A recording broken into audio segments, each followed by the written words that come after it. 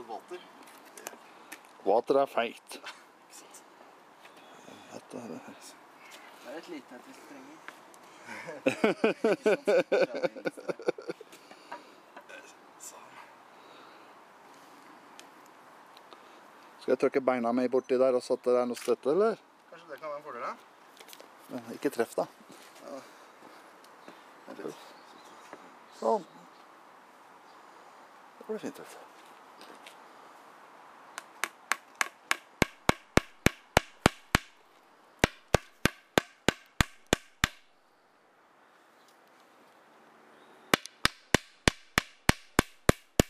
Oi, sånn.